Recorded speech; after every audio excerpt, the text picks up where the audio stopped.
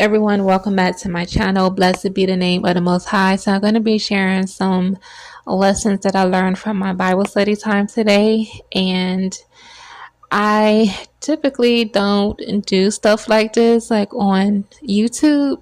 I mean, yeah, I probably should, because what's the point of having all this knowledge and not sharing it with my brothers and sisters, right? We're supposed to do that. And y'all, I am an introvert. So I'm not really a social butterfly. Like, I don't know. It depends. Like, I can be an extrovert sometimes too, but I typically stay in my own little bubble. I don't really do a whole lot of talking, unless it's a conversation that I'm excited about. And don't get me wrong, I'm excited to talk about the Most High and His Word. Like, I can do that in person all day, but actually sitting down and just talking to a phone, because I'm talking to myself, but I'm recording it so that I can post it. That kind of, yeah, I have to get excited for that. Like, but anyways, your sister is going to get better, okay, guys? Just forgive me, forgive me. But yeah, I am a note taking junkie, y'all. Like, I have notebooks and journals filled with notes, and so I need to be sharing some of that stuff that I got in them notebooks, okay? Because listen, even sometimes I have to go back and look at the notes, and I'm like, oh yeah, that was the situation I was in last week. And this right here just is right on time, because now it just shows me how I can handle that situation, or how I could have handled it better. We all learning and growing. And so today I was reading in First Samuel chapter 24 and 25, but the focus is going to be on chapter 25 of First Samuel, because I think I learned a lot from Abigail. I actually like that name. I think that's a very pretty name, Abigail. Yeah. But yeah, I learned a lot, and I want to share. This is definitely for the women, my sisters out there. So if you're tuning in, like, I mean, guys can tune in and listen too, but this is definitely going to be for my sisters in the Lord. So I'll give like a brief summary of Abigail and kind of just go from there. So Abigail, she was the wife of Nabal, a wealthy rancher. And what happened was her husband's foolish behavior put her and her household in a dangerous situation. So Abigail, she had to act quickly, okay? She's like, wait a minute, my household is in danger now, so I need to do something to put a stop to this. So what Abigail did was quickly gather some food supplies for David's men, and she intercepted him before him and his men could carry out their threats on her household. So she appealed to David on the basis of his kingship, and David, he recognized her wise counsel. So her gracious speech and gifts just softened David's heart. So he probably had butterflies. He probably was like, who is this amazing woman to just come to me like this? Like, she was very classy with it. She giving me a classy, godly woman. Like, she could have came with an attitude. She could have acted all high and mighty, but no, she was very humble and very respectful. And her household is in danger. So when we're in a desperate situation, we have to think about how we're going to respond, how we're going to act, because the outcome, how we respond is going to determine the outcome of that situation.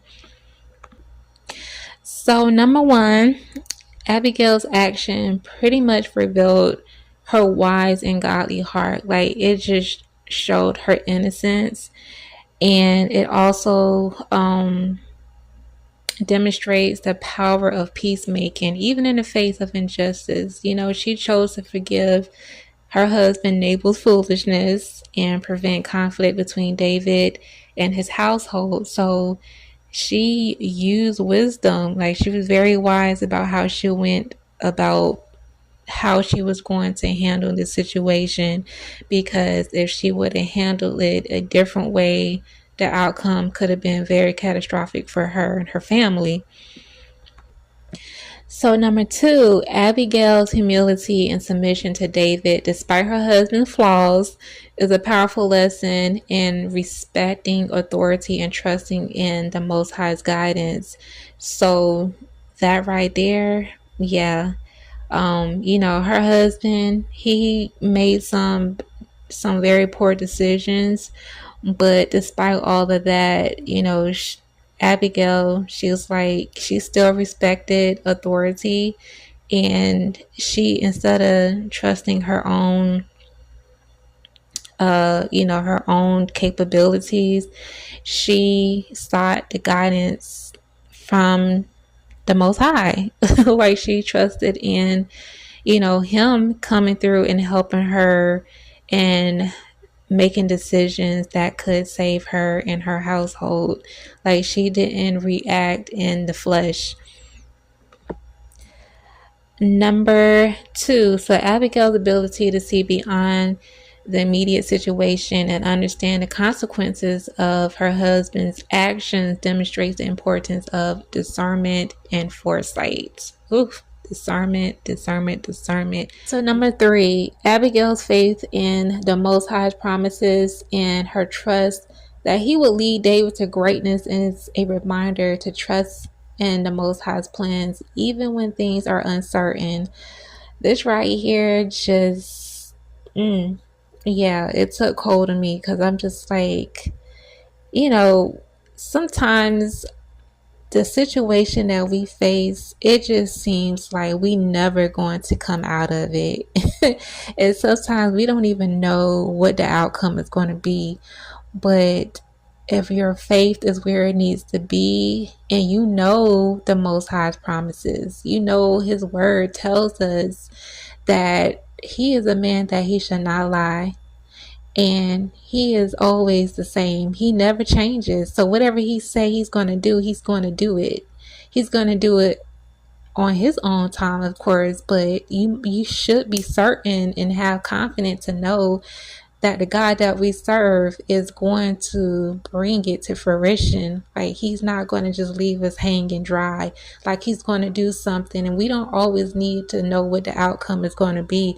We just have to trust that he's going to get us through it, and whatever is on the other side is going to be, and he has our best interests at heart all the time. So if he did it before, just know that he'll do it again.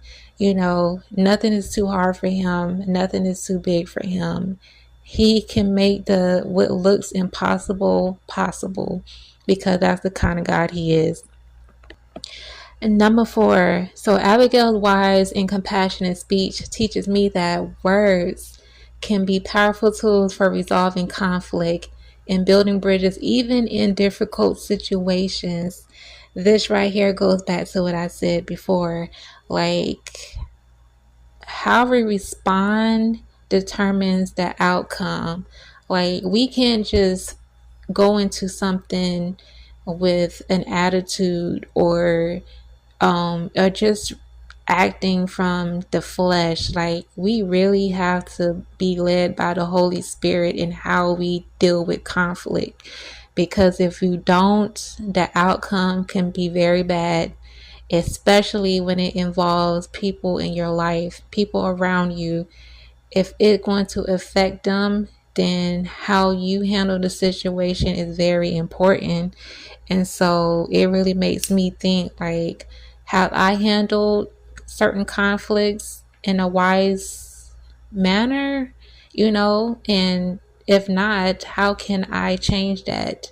How can I do better when I am up against something that could not only affect me, but also affect the people around me? How can I handle it better? So moving on.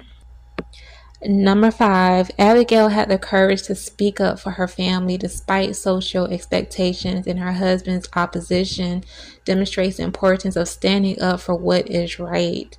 And it kind of reminds me of Esther, Queen Esther, when, her people were going to be slaughtered pretty much. And so she had to stand up for what was right. She had to do something to protect her people so that, they didn't, or so that they wouldn't be unalive. So she had to put herself in a dangerous situation where she had to face the king and kind of like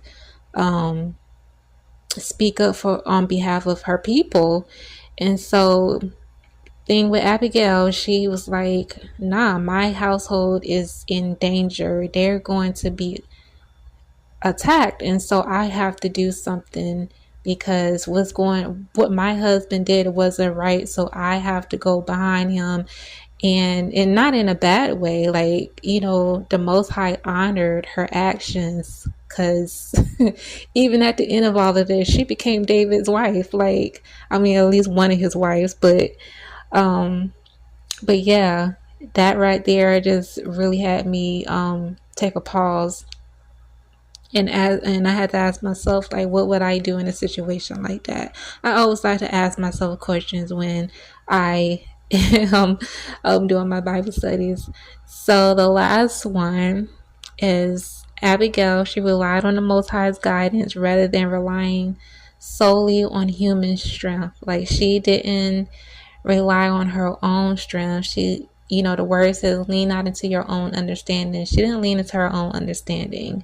She sought the Most High guidance through prayer and knew that it wasn't something that she can do on her own. Like, she couldn't handle that on her own. So she had to seek the Most High for his strength, for his help, and how to maneuver in this situation that her and her family was facing.